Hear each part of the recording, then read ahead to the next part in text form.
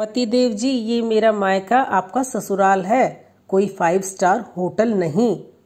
अरे यार, यह क्या बूंदी का रायता बना दिया। तुम्हें पता है ना, मुझे बिल्कुल पसंद नहीं है। कम से कम वेजिटेबल रायता ही बनवा देती। क्या तुम्हें मेरी पसंद पता नहीं है? अब जो भी है बन चुका है, अभी खा लो। माँ ने कितने प्यार से बनाया है। शाम का खाना मैं देख लूंगी। शाम का क्या देख लोगी?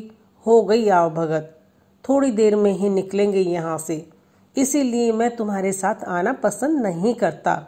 पर नहीं, तुम्हें तो मायके आने की लगी रहती है। पता नहीं तुम औरतें मायके के नाम पर पागल क्यों हो जाती हो। मायके के नाम पर तो पति भी नहीं दिखता तुम्हें। पर हम तो रात को जाने वाले थे ना। कह दिया ना, बस कह दिया। संचित बड़बड़ाते हुए खाना खाने लगा, पर उसने बूंदी का रायता थाली में से निकालकर अलग कर दिया। देखकर नित्या को बिल्कुल भी अच्छा नहीं लगा। कितने प्यार से माँ ने बीमार होने के बावजूद भी संचित और उसके लिए खाना बनाया, पर उसे तो बिल्कुल कद्र ही नहीं।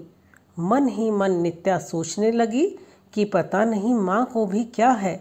कम से कम मेरे आने का इंतजार ही कर लेती तो मैं ही आकर खाना बना देती। पर उनकी भी क्या गलती। घर से निकलते समय फोन किया था कि मम्मी, हम बस आ रहे हैं, जैसे यहाँ सब कुछ तैयार ही मिलेगा।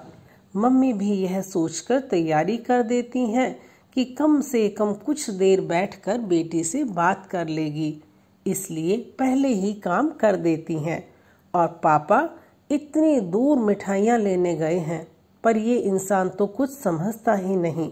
इतने में माँ गरम गरम फुलके लेकर बाहर आई और मनुहार करते हुए संचित की थाली में परोसने लगी।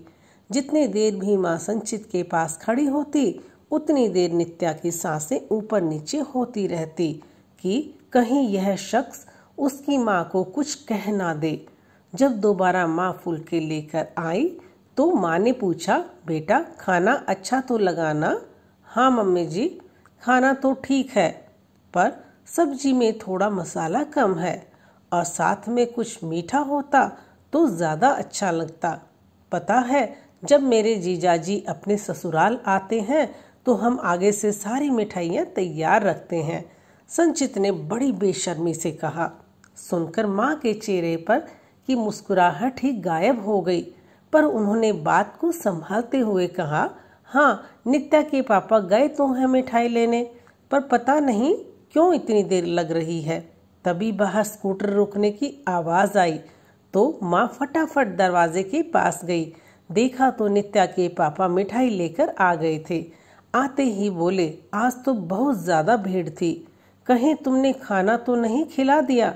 नहीं नहीं, अभी बस खाना खाने बैठे ही हैं, तो जल्दी से मिठाई भी परोस दो। बस पापा का कहना था कि माँ फटाफट रसोई में दौड़ी और एक प्लेट में मिठाई सजाकर ले आई। माँ को इस तरह भाग भाग कर काम करते देखकर नित्या को बिल्कुल भी अच्छा नहीं लग रहा था, पर करती भी क्या। संचित ने जबरदस्ती अपने साथ ही बिठा लिया। अभी शादी 3 महीने पहले ही हुई है, इसलिए ये नए दामाद नाराज ना हो जाएं, सोचकर माँ ने भी उसे संचित के साथ ही बैठकर खाना खाने को कह दिया। इस 3 महीनों की शादी में संचित जब भी ससुराल आता तो माँ पापा उसकी सेवा में हाजिर ही रहते। भैया भाभी तो अपने काम के सिलसिले में दूसरे शहर रहते थे। मम्मी पापा का वहाँ मन नहीं लगता तो वो यहाँ ही रहते, पर संचित में इतनी अकल नहीं कि क्यों बुजुर्गों को परेशान करना। अरे, उनके घर में सब कुछ आगे से तैयार रहता होगा, आखिर पूरा परिवार एक साथ रहता है।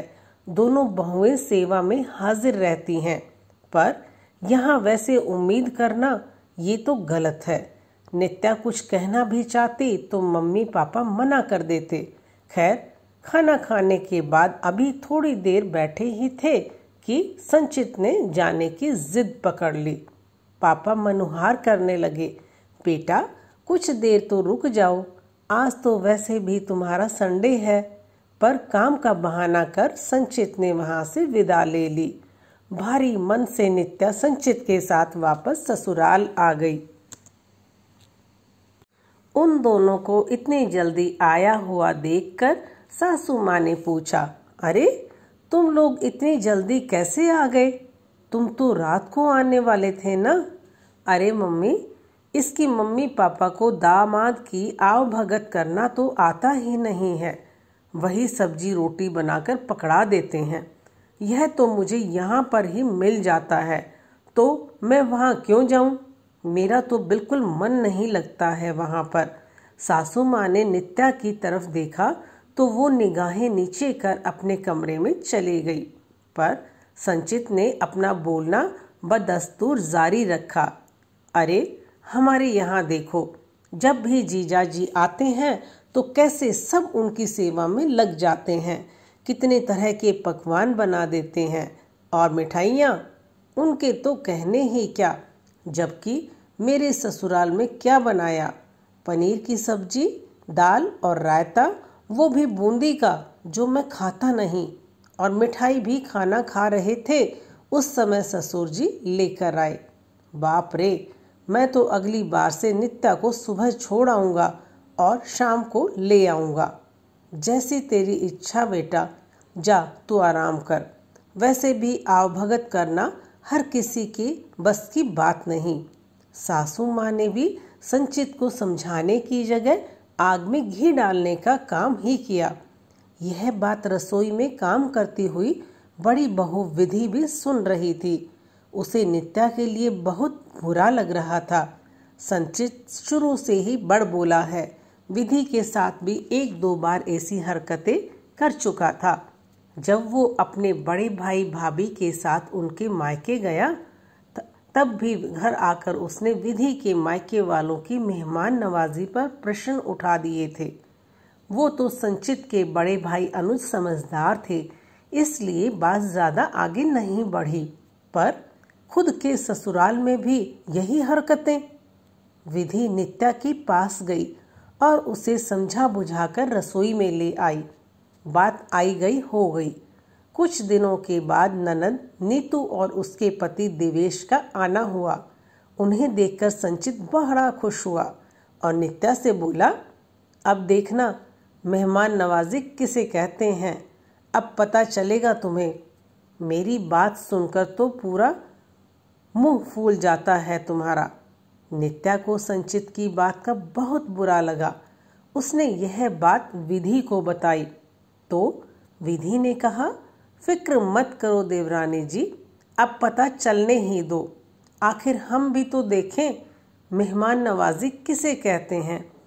कहकर विधि ने नित्या की तरफ देखा और बस दोनों देवरानी जेठानी मुस्कुराकर रह गई।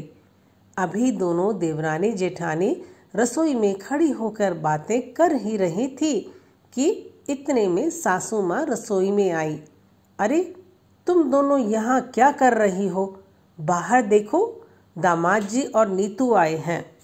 एक बार बाहर आकर उन्हें प्रणाम तो कर लो और फिर जल्दी जल्दी चाय नाश्ते की तैयारी करो।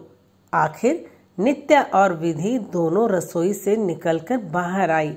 जीजा जी और नीतू को प्रणाम कर दोनों की हाल चाल पूछने के बाद दोनों ने रसोई का रुख किया। लेकिन तभी देवेश जी ने सासू माँ से कहा, मम्मी जी, मुझे अभी आधे घंटे में ही अपनी ज़रूरी मीटिंग के लिए रवाना होना है, तो प्लीज़ नाश्ता थोड़ा जल्दी तैयार करवा दीजिए। सासू माँ ने दोनों बहुओं की तरफ देखा। दोनों समझ गई कि सासू माँ क्या कहना चाहती है, इसलिए दोनों ने आश्वासन दिया और रसोई में आ गई और लग गई। दोनों नाश्ता बनाने लगी। इतने में सासू माँ रसोई में आई। कुछ ढंग का नाश्ता बनाना, हमारे यहाँ दामाद को यूं सूखा सूखा नहीं रखा जाता। पर मम्मी जी, इतनी जल्दी ढंग का क्या बनेगा? पोहे बना लेते हैं, अब बाहर से जलेबी मंगवा लीजिए। अरे दामाद जी आज इतने दिनों बाद आए हैं तो बाहर से क्यों मंगवाएंगे, घर में ही बनाएंगे। पर जीजा जी को तो अपनी अर्जेंट मीटिंग में जाना है, उन्होंने पहले ही कह दिया है। और इस तरह अचानक आए हैं तो कोई तैयारी भी नहीं है। आप कहो तो बेसन की पकौड़ी या चाय बना देती हूँ। नहीं नहीं, 1 मिनट रुको, मैं संचित को ही बोल देती हूँ, वो बाहर से नाश्ता ले आएगा। तुम ये पोहे पकौड़ी रहने ही दो। सासू माँ ने संचित को बुलाकर बाहर से नाश्ता लाने के लिए कहा तो संचित ने कहा, अरे मम्मी, घर में 2 बहू हैं, फिर भी नाश्ता बाहर से आएगा क्या? अरे तो घर में क्या हर चीज़ पहले से तैयार ही रहती है? तेरे जीजा जी इतनी जल्दी कर रहे हैं कि इतनी जल्दी नाश्ता नहीं बन पाएगा। संचित ने नित्या की तरफ देखा, जो शायद मंद मंद मुस्कुरा रही थी। उसे देखकर संचित झेंप गया और चुपचाप बाहर से नाश्ता लाने निकल गया। लेकिन इन सब बातचीत में ही 10-15 मिनट निकल गए। जब तक संचित घर आया, जीजाजी अपनी मीटिंग के लिए रवाना हो चुके थे।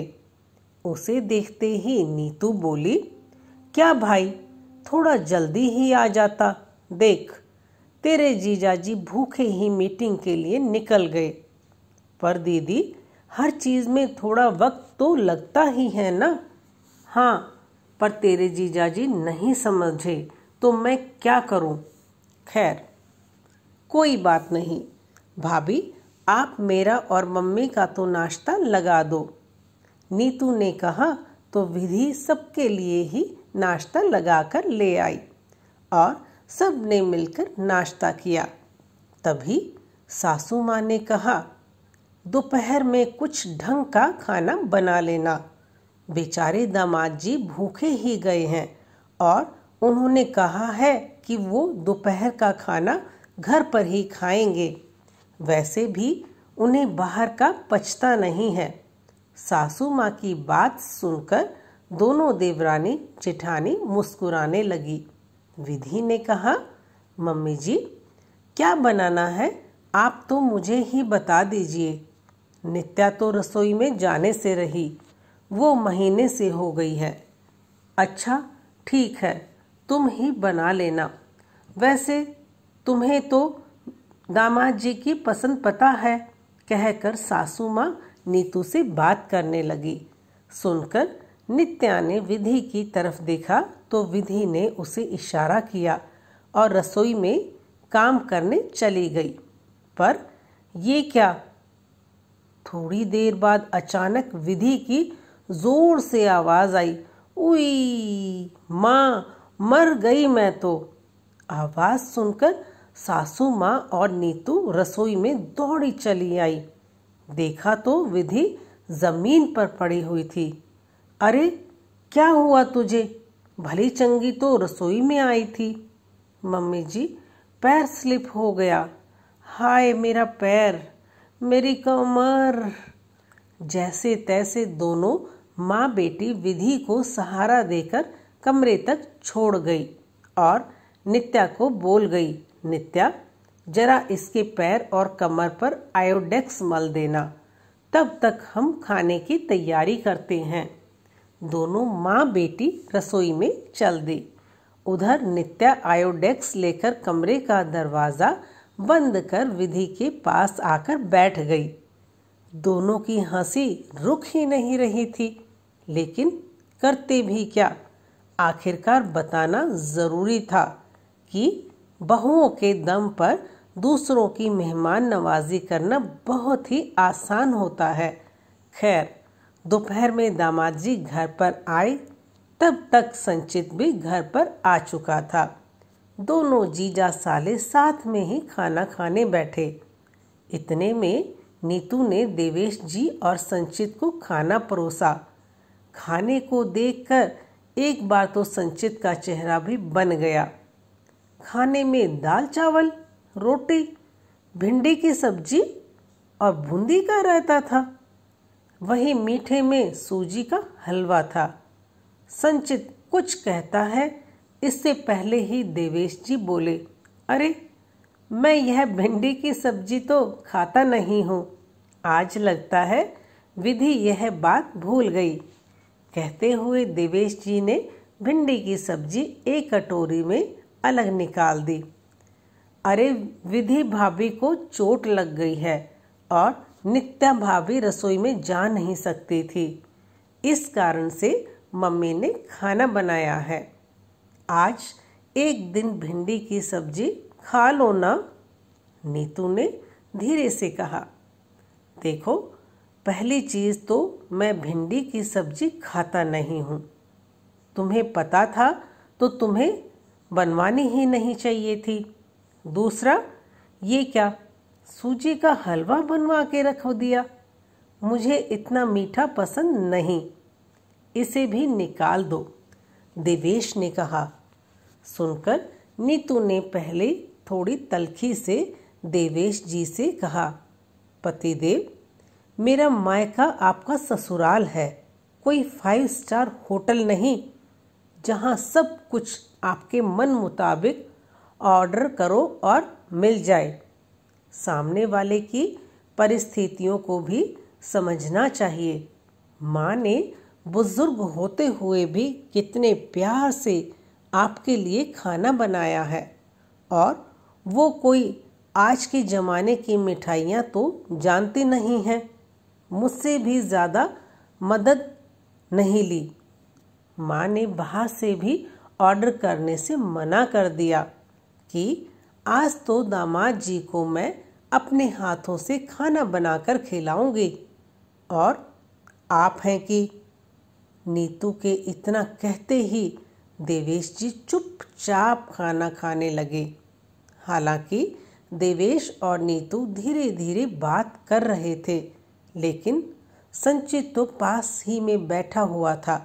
उसे तो सब सुनाई दे रहा था, लेकिन उसने ये सोचकर कुछ नहीं कहा कि जीजाजी नाराज ना हो जाए। वह चुपचाप खाना खा रहा था। आज उसने अपनी थाली में से बूंदी का रायता भी नहीं निकाला। नित्या यह सब देख रही थी और संचित उससे निगाहें नहीं मिला पा रहा था। उसे आज समझ में कि वो नित्या के माता पिता के साथ कितना गलत कर रहा था। तो दोस्तों, कहानी कैसी लगी कमेंट करके ज़रूर बताएं, और कहानी पसंद आई हो तो साथ ही चैनल को सब्सक्राइब भी ज़रूर कर लें। और कहानी देखने के लिए बहुत बहुत धन्यवाद।